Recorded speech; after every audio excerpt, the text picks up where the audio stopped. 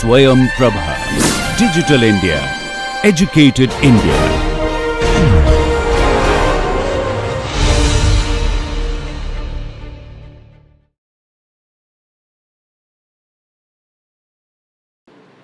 So, the first lecture, as it says here, is going to be on MapReduce and Spark. Okay. So, just a bit of background check. So, how many of you are familiar with MapReduce? Can you please raise your hand? Okay. So, there are 4 people who are familiar with MapReduce. How many of you are familiar with Spark? Okay. About 3 of you. Okay. So, so what I will do is I will so how many of you know what is the big data computation or the big data setting? Can you please raise your hand? Okay, okay. So so I will start with then the big data computation. Okay. So what is big data computation? Okay. So, or rather what is the need for big data, right? Okay. So, so consider this scenario, you have 20 billion web pages and each web page is about 20 KB. So, you have 400 plus terabytes of data and you need to index this data. Okay. So, if you need to index this data, how much time do you think even a very fast computer will take to index this data? Okay. So, so what do you think is the bottleneck? Okay. So, the bottleneck, any ideas, any suggestions? What is the bottleneck?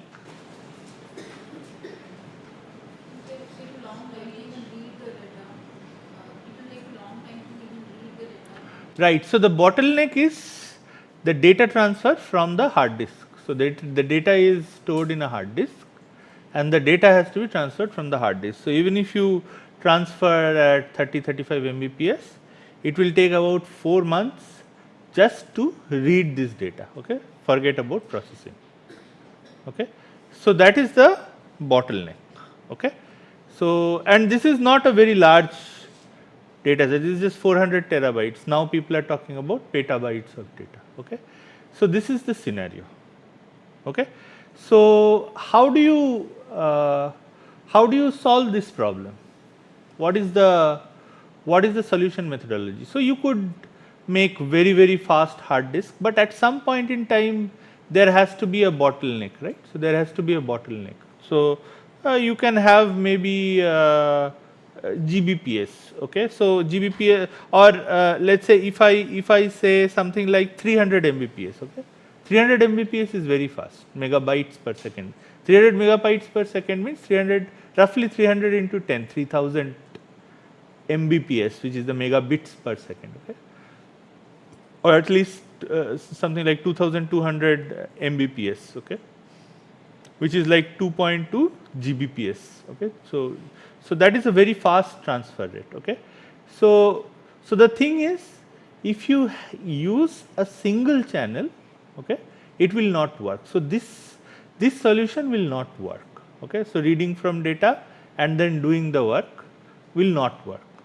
Okay. So, what is the alternative solution? Yeah. So, you use a cluster of computers, like you have to do a distributed solution. Okay. So, if you have to do a distributed solution and the idea is that it should be scalable. So, it should be able, you should be able to grow it, okay, to very large sizes, which means that you should be able to do it with commodity machines. I mean, if you start devising very special purpose machines for this or something, then obviously scalability gets hit because these are going to be expensive and then connecting every time is difficult. Okay. So, it has to be like a cluster of commodity machines on a commodity network. Okay. And this is kind of the scenario which is typically used. Okay. So, what is typically used is you have these racks which have machines and these machines are connected by switch, and then you have multiple such racks which are again connected by switch. So typically it will be a 2-layer network. Okay, so machines in a rack connected by a switch, and then and the best Ethernet switches are now what, like 10 Gbps. Okay, so 10 Gbps switches or something like this. Okay, so this is the scenario. Okay, okay. So now, what is the problem? So what is the problem with this scenario? If you do it like this, okay. So the problem is that if you try to provide such a distributed solution, you have to use actually thousands of machines. Okay. Okay, or sometimes for some applications, because it's not so, if you are setting up such a cluster, you will not run one application, you will probably want to run many such applications. Okay, and then you have to use thousands of machines. Okay, and if that is the case, okay, then the thing that hits you is what is called the fault, or the fault tolerance. Basically, the thing is, so you do some back of the palm calculation that, you know, if one machine fails on an average in 3 years, okay, that is 1000 days. Okay, if you have 1000 machines, there is a high chance that every day one of those machines will be failing. Okay, so, and now you think something like, so 1000 machines is, even a small organization now has 1000 machines. Okay, so typically, for example, any university in India will have one machine per student, right? So let's say IIT Kharagpur has roughly, let's say, one computer per student that it has. Okay, and if that is the case, there are 13,000 students, so at least 13,000 machines are there. So estimated that Google had 1 million machines in 2011. Now it has even more. Okay, so with this scenario, probably like you will have 1000 machines failing every day. So what does this mean? So what this means is that you have to have fault tolerance built into the program or the framework that you do programming in.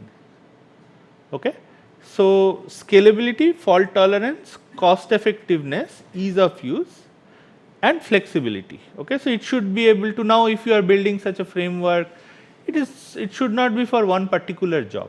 Okay, it should be for a set of jobs. Okay, so you may want to also do some recommendation. Let's say if you are Google, you may want to do search. At the same time, you may want to do advertising. You may want to do mail. You may want to do all those things from the same set of machines. Okay, and it may be that one set of machine, one application uses data from another application. Okay, so if this is the case, okay, okay, so how do you how do you how do you solve this problem, right? So the solution people came up with is what is called the early big data framework, which is the MapReduce framework. Okay, so what does the MapReduce framework do? What are the main contributions from traditional distributed computing scenarios? So all this you can do with some sort of a distributed computing. Okay, so what is the advantage over traditional distributed computing solutions? The advantage is, first, that it minimizes the amount of communication over the network. Okay, so you should not have to copy a lot of data from one machine to another. Okay, so how does it do it? It does that by bringing the computation to the data rather than the data to the computation. That is number one solution. Okay. Okay. And basically it uses the distributed file system and the MapReduce programming model to achieve this. Okay. I will come to what the MapReduce programming model is. We will not go maybe into details of the distributed file system. Okay. So, just to understand what the distributed file system does, okay. So, it is so you know you have a certain file system on your computer. So, this is an abstraction over the file system that you have in each computer or on each computer. Okay. And this abstraction allows you to split a file, or sometimes in case of Hadoop distributed file system, which is the HDFS, which is a default distributed file system that you use when you use the Hadoop big data framework, also the Spark big data framework, is also so it's called a location. Okay. So, instead of a file, you can now think of a location or something like a URL. Okay. So, on the web you talk about URLs instead of files, right. So, you can think about this also as a URL which can have, so it is a HDFS location which can have data present in multiple servers. Okay. So, this is the understanding of the distributed file system. Okay. And the data in a particular location is split into different records. Okay. And there is no as such ordering. If you have a file in one disk, you have byte number 1, byte number 2, byte number 3 like this. In HDFS, you may not have a particular order. Okay. Or rather, when you start processing from HDFS, so there may be a block number, but when you start processing, it may be that you start processing in parallel, not in a particular order. Okay. And the other main thing about HDFS is that it is kind of a write once and read many times file system. So, whatever big data you have in this mode of operation, typically it will be assumed that you write, if you are writing a lot of data, okay, most probably you are going to read it a lot of times, okay, because most probably it is a very important data, because it is a lot of data, okay, and you are spending a lot of money in order to store this data. So, if you are storing a petabyte of data, it is a very important data. Okay. So, you want to probably use it many times. Okay. So, that is the paradigm, you want to write once and read it many times. So, what is Hadoop? So, Hadoop is an early big data computing framework which is still relevant today, it is still used today for certain applications, and there are many components. So, it has grown very big, okay, but the core components include, so these are the things you have to have in order to do anything with the Hadoop, are these distributed file system, okay, HDFS which I just described, a job scheduling and cluster resource management part which is called the yarn. Okay. So, you need to have this in order to know where in order to schedule the tasks that you spawn. Okay. So, we will see some of the tasks, and also to know where which task is running, which task is not running, how many resources do you have free, and this kind of things. Okay.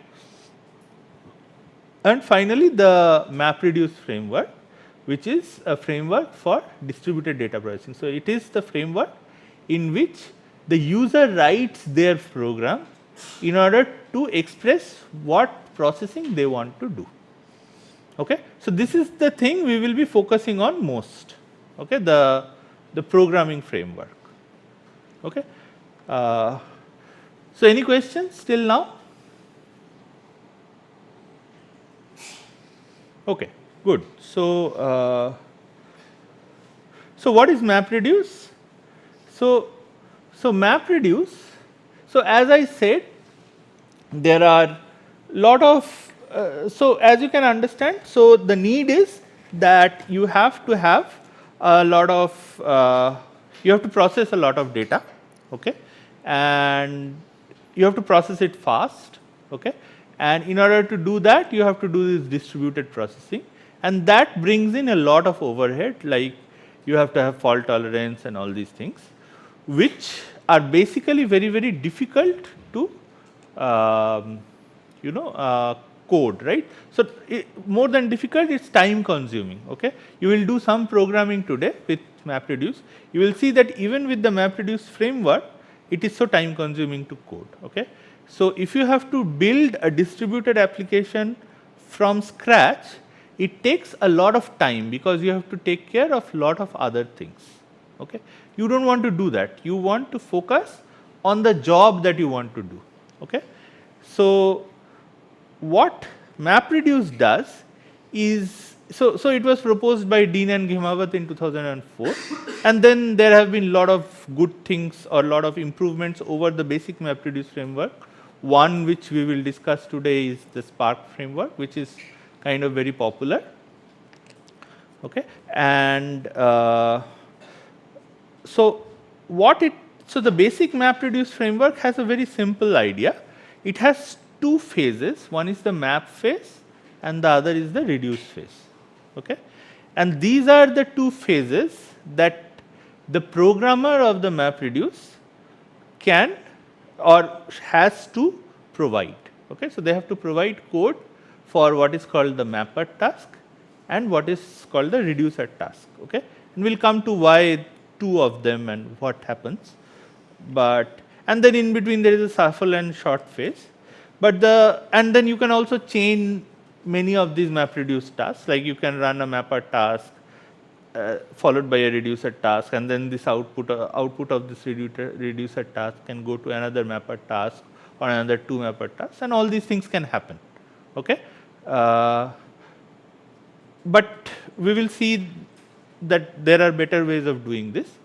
So the point here is that this framework is general, okay. General in the sense not as general as a programming language, okay. So you cannot do everything you can do in, let's say, C, okay, but you can do a lot of those things using just this MapReduce framework, okay. And lot of the common things you can do very easily, okay. So lot of the common data processing or data science things you can do very easily. So let us start with an example, okay. So, and the example is the example of word count, okay. So this word count example is that you have a very large file. And then you have like for each word in this very large file, you want to count the number of times they appear. So for example, think of it like you have a huge server log where you have all the URLs that people browse, let's say. So let's say all the Chrome browsers in the world are sending this data to Google or something like this, that all the URLs that you are opening, okay, all the people in the world are opening, okay. And you want to find out which are the popular URLs, okay. So that is the application, okay. So what do you have to do?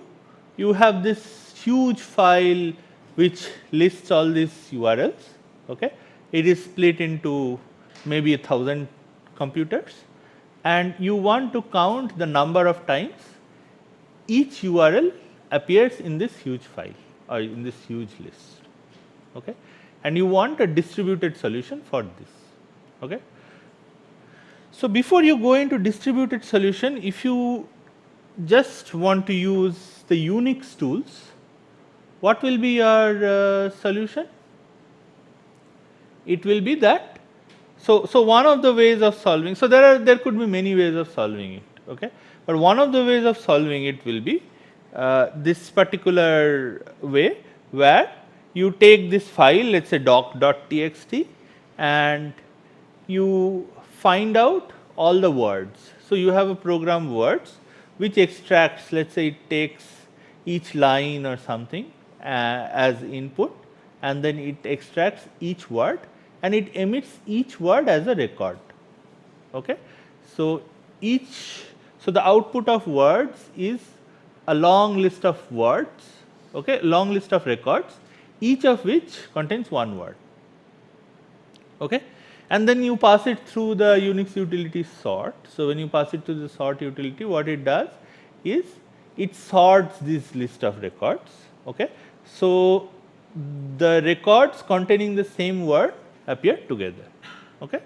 And then you pass it through the unique -c, which then counts the number of records that counts the number of records for each word. Okay. So, if you have used like some sort of Unix tools, so this is a very common way of solving this problem. This is a fairly easy way of solving this problem. Okay. So, this kind of captures the essence of what MapReduce does. So, what MapReduce does, so you can think of the first phase as the map phase, okay, where you extract, okay, what is important. So, you have a huge data. In this data, only parts of this data are important for your current application. So, in the first phase, you extract what is important to you, okay, or what parts of the data are important to you, okay, and you put them in a certain form. We will come to that in records. Okay. So, each record contains data which is important to you, and then subsequently these extracted records are passed through this sort facility, which sort of puts similar records together. Okay. And then the last part is which is the reducer part, which corresponds to the reducer part, is where you aggregate these similar records. Okay. So, this is the paradigm or the idea behind the MapReduce framework. So, mapper, you extract something that you care about, then you have something like a group by key, or you can think of it in many ways. You can say sort, you can say shuffle. Okay. We will come to how each of these, how it can be done, and then in the reduce record you aggregate or summarize and do things like this. Okay. Now, how exactly does this happen? Okay. In MapReduce. Okay. So, the records in MapReduce, or in this MapReduce framework, are split into two portions. Okay. The first portion is called the key for a record, and the second portion is called the value for the record. Okay. So, every record, so now you think of the word count problem. Okay. So, there is a key and there is a value. So, for the word count problem, the key is the word itself, or the key is the thing that measures similarity between the records. Okay. And value is something which contains everything else which does not correspond to similarity between records. Okay.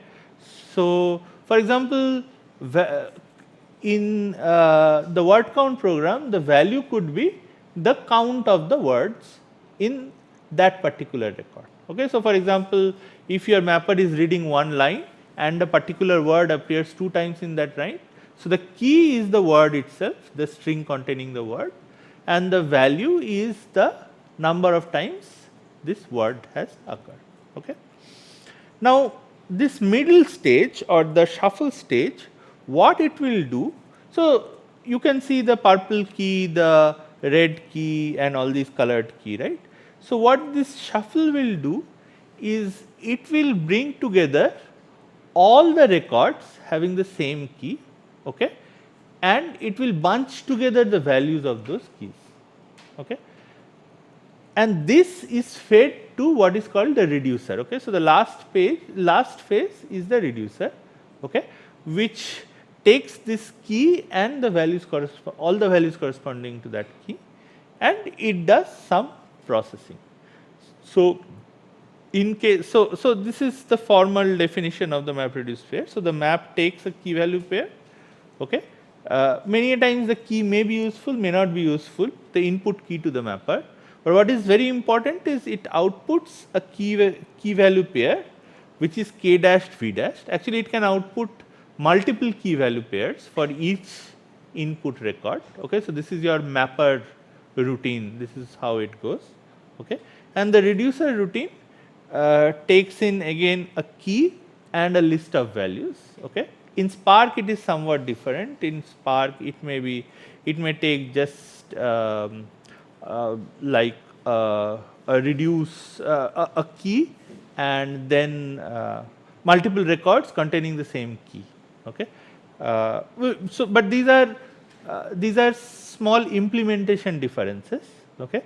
The idea is that it has all the records having that particular key. In both cases, it will have all the records having that particular key. Okay. And if that is the case, then it will do some processing and then it will output obviously that particular key which is k dash and maybe some values which it computes from this key. So, in case of word count, what will the reducer do?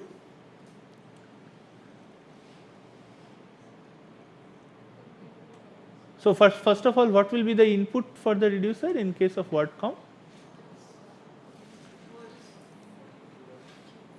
So, all the records corresponding to a particular word, this is very important, right. So, if the word is the, all the records in the whole distributed data set containing the as the key will come to the same reducer. Okay. Whereas, okay. So, and then it will have some counts which it has got from the values. So, what will be the reducer's job? So, it will be to add these counts to create the final count. Okay. So, it will just add the values, all the values that it has got to create the final value. Okay. Any questions till now about this? So, this is a kind of a running of the map, the word count. So, you can see that different records come. So, the mapper output is the word and the key, and then it does something like sorting where all the crew, space, they all appear together, and then the reducer combines them or adds them. Okay. And this is the parallel picture. Okay. So, there are multiple mapper tasks that are going on. So, all the mapper tasks are running parallelly, and outputs from all these mapper tasks are going to all the reducer tasks. Okay. Or there may be some records going, there may not be some records going, but essentially there are multiple mapper tasks which are running parallelly, and all these mapper tasks are sending some mapper output records in a sorted or shuffled manner to the reducers. Okay, and this is the parallel example. So, there may be many servers, and then in the reduce phase, so the reducers also, there can be multiple reducers running, and each reducer will run on a different server. In general, this may happen. Okay. But what is common is that the same word goes to the same reducer. Okay. So, this is the this is the word count example. Okay. So, suppose I ask you this question. So, you have the weather data. Okay.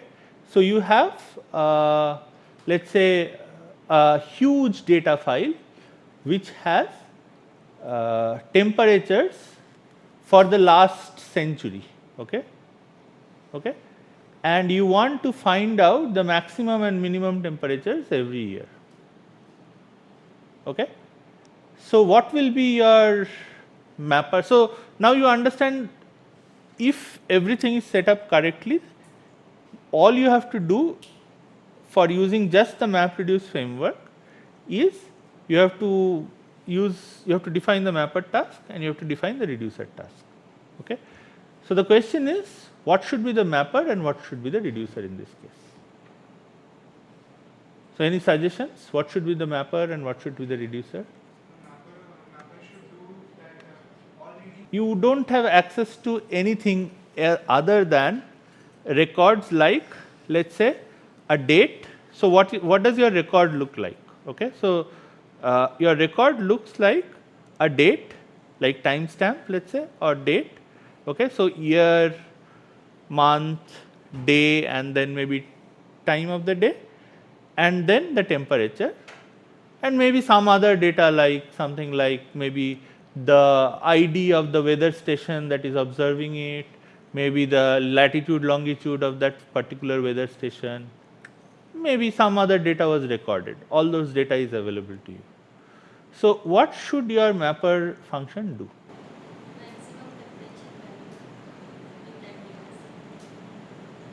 No, the mapper function, what it should do, that is the ultimate task. But the mapper function, you have to break down the task. So, mapper function is a very simple function, right? Year and temperature, right? Yeah. So, you have to design what should be the key and what should be the value for the mapper. So, input is this big record, and now you should. So, you know that you have to compute for that year the maximum. So, you can lose the date. Okay.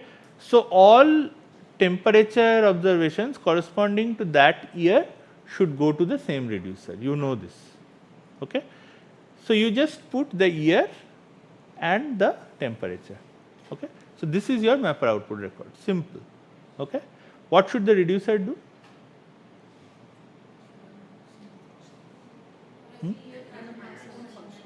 Run the maximum or the minimum function, right. So, whatever input it gets, it knows that, so it has to match the key. So, it may, so remember the reducer can get, it will definitely get all the records containing the same key, but it may get records containing different keys. So, first of all it should match the keys. Okay. So, it should check the year.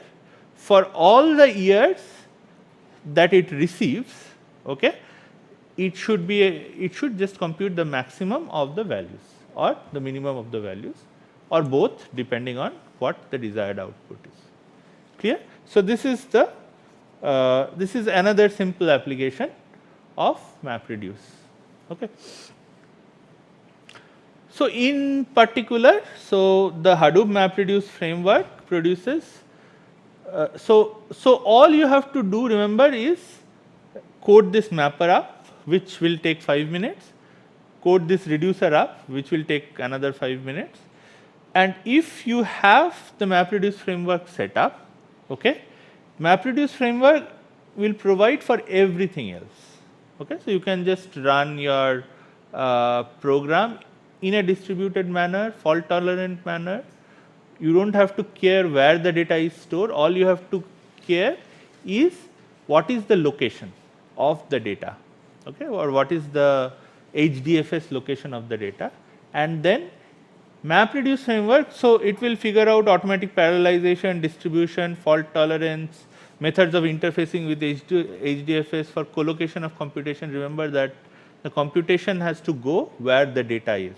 So, your mapper method will actually go to all those computers where the data is stored, relevant data is stored. Okay. So, all these things will happen. Any questions till now? How does it decide in how many systems should it store the data?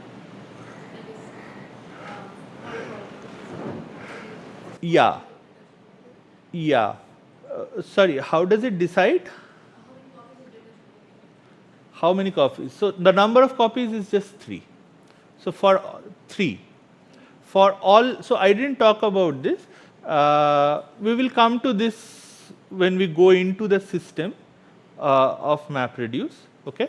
But essentially what MapReduce does is in order to achieve fault tolerance, first of all fault tolerance should be achieved at the HDFS level.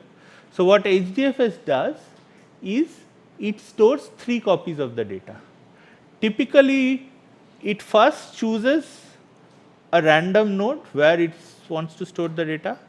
The second copy is a rack local copy. So, in the same rack, it stores another copy in another machine, and the third copy is in a different rack. Okay. So, this is how HDFS stores data. Okay.